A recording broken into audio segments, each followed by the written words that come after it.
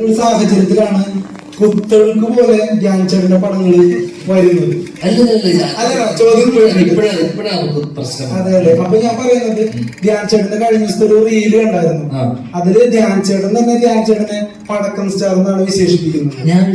അല്ല, ആ റീലിന്റെ കൺസെപ്റ്റ് അതാണ്, ഒരു പടക്കം തോന്നിട്ടുകൊണ്ട് വരുന്നത്. മനസ്സിലാകുന്നത്. അപ്പൊ ഒരു പടത്തിനെ ശരിക്കും ഡീമോട്ടിവേറ്റ് ചെയ്യുകയല്ലേ ചെയ്യുന്നത്.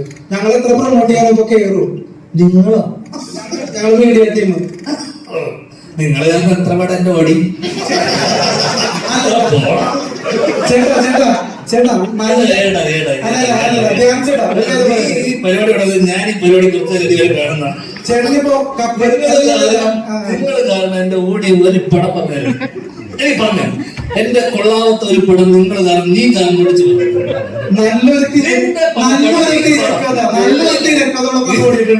നല്ലൊരു തിരക്കഥയുള്ള പടം ഓടിയിട്ടുണ്ട്.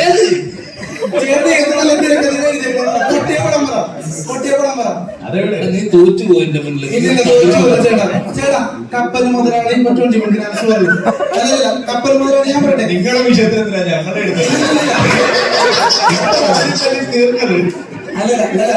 ചോദ്യം ഫിനിഷ്. അതായത് കപ്പൽ മുതലാണ് താരതമ്യേന നല്ല പടമാണ്. പക്ഷെ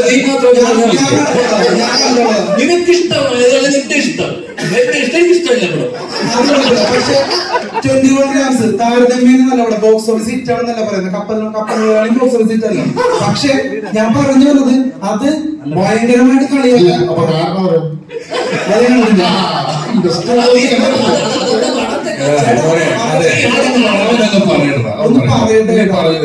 ഞങ്ങളുടെ പോയിന്റ് ഒന്ന് കേൾക്കും. എന്റെ പോയിന്റ് കാരണം ഇപ്പൊ തന്നെ ഞാൻ പറയാം.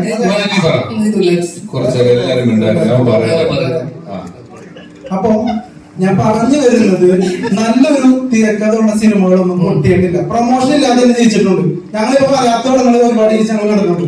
മനസ്സിലാവുള്ളൂ. പിന്നെ എന്റെ ഒരു അഭിപ്രായം, മലയാള സിനിമയുടെ ഒരു പ്രവേശനം എന്നല്ലേ പറയാം, ഏറ്റവും വലിയ പ്രതിസന്ധി ഈ പറയുന്ന പോലെ ഒരു കണക്കില്ലാണ്ട് ചൂടപ്പം പോലെ ഇറങ്ങുന്ന സിനിമകളാണ്. അത് നിങ്ങൾ പ്രൊഡ്യൂസർമാര് ഫുൾ സ്ക്രിപ്റ്റ് വായിച്ചു നോക്കിയിട്ട് പടങ്ങൾ ഇനി മുതൽ സെലക്ട് ചെയ്യണം എന്നാണ് എന്റെ അഭിപ്രായം ആസ് എ പ്രേക്ഷകൻ.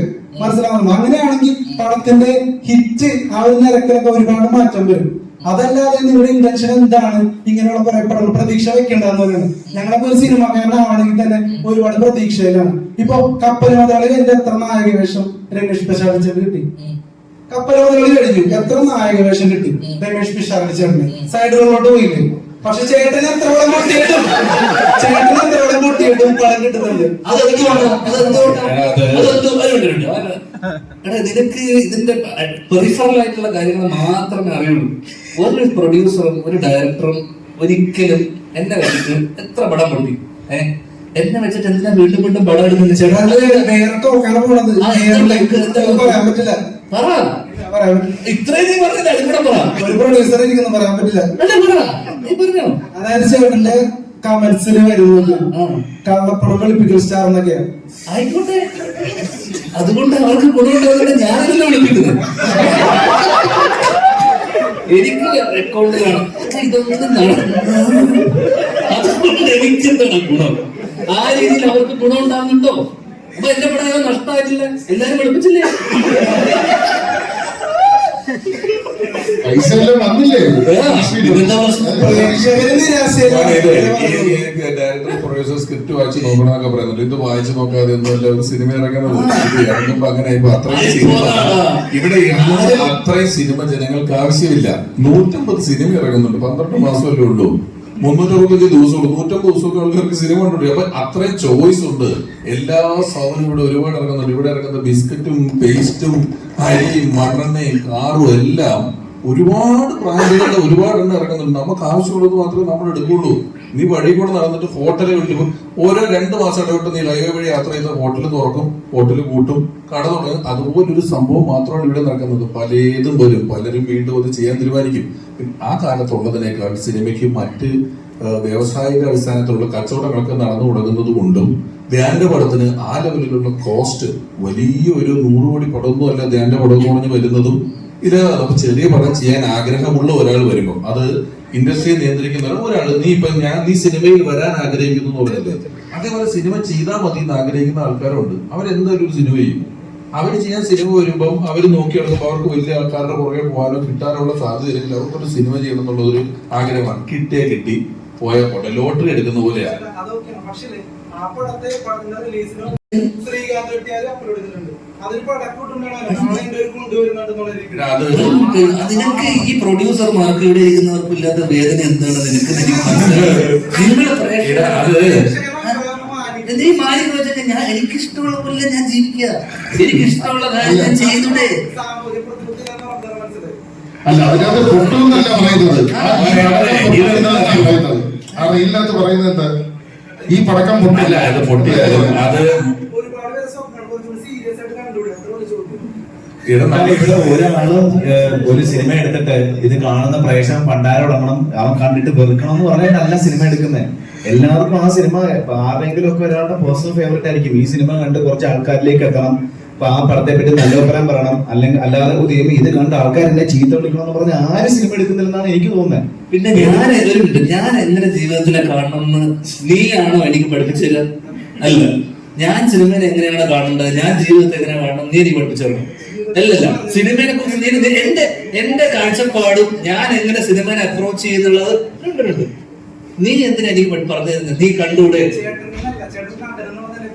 അല്ലല്ല, അത് നിനക്ക് ഇത്രയും ആൾക്കാരിരിക്കെ പ്രശ്നമില്ല. നീ ജീവിതത്തിന് വളരെ സീരിയസ് ആയിട്ട് നീ ചെയ്യുന്ന ജോലി സീരിയസ് ആയിട്ടല്ലേ കാണുന്നത്? അതേ സീരിയസ്നെസ്സോടെ ഞാൻ ജോലി ചെയ്യുന്നു. ഇവിടെ ഏറ്റവും അച്ചടക്കത്തോടുകൂടി ജോലി. നീ പറഞ്ഞപ്പോ ഞാൻ കേട്ടോ, നിർത്ത്, ഒരു സെക്കൻഡ് നിർത്ത്. നീ ഒരു വാഗ്വാദത്തിന് വന്നതല്ലോ, അല്ലല്ലോ നീ പറഞ്ഞത് ആവശ്യമില്ലാത്ത ചോദ്യം. നീ ചെയ്ത പോലെ തന്നെ അവനൊരു ഇതായിട്ട് ചോദിക്കണം. ഞാൻ സീരിയസ് ആവണോ, ഞാൻ എന്താവണം എന്നുള്ളത് നീ എനിക്ക് പറഞ്ഞു തരണ്ടല്ലോ. മോനെ, ഒരു സെക്കൻഡ് അത് വിടും. അത് സീരിയസ് ആയിട്ടൊക്കെ എടുക്കുന്നുണ്ട്, സിനിമ പൊളിയുന്നു. ഈ പൊളിഞ്ഞു എന്നുള്ള കാര്യം മനസ്സിലാക്കുന്നുണ്ട്. ഞാൻ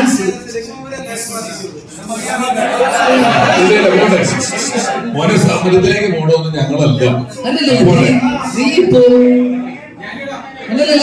പറഞ്ഞിട്ട് നീ പഠിച്ചു പോകുന്നു.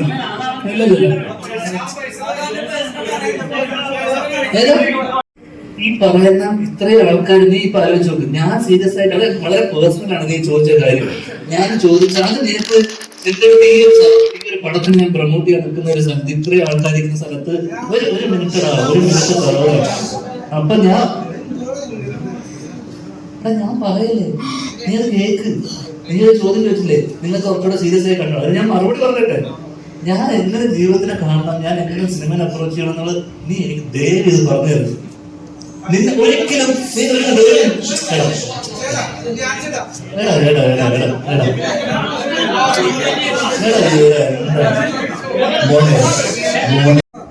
അല്ല,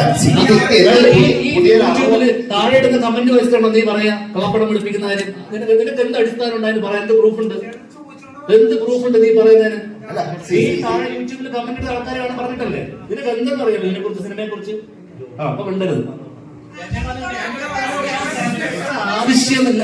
നമ്മളൊരു സ്ഥലത്ത് വരുമ്പോ ഞാൻ ഇവരെയൊക്കെ എത്ര കാലമായി കാണുന്നത് അറിയാമോ? അൺപ്ലസന്റ് ആയിട്ടുള്ള ഒഫെൻസീവ് ആയിട്ടുള്ള ചോദ്യങ്ങൾ ചോദിക്കുന്നത് നിർത്തുക.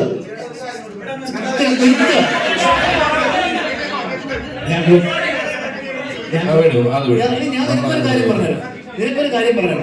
നീ കേട്ടോ? അല്ലല്ല, അവനൊരു കാര്യം പറഞ്ഞോട്ടെ. ഒരു കാര്യം നീ കേട്ടോ.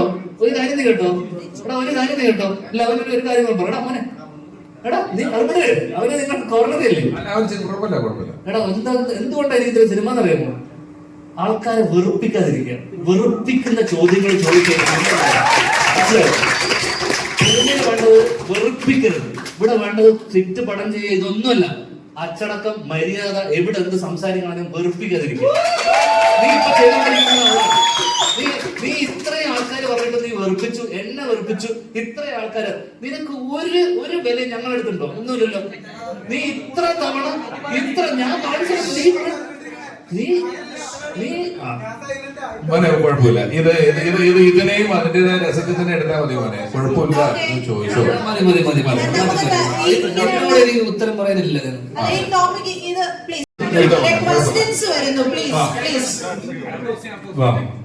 കുഴപ്പമില്ല. ക്വസ്റ്റ്യൻ. ഇത് കഴിഞ്ഞിട്ട് സംസാരിക്കാം. റൂം എടുത്ത് തരും ഞാൻ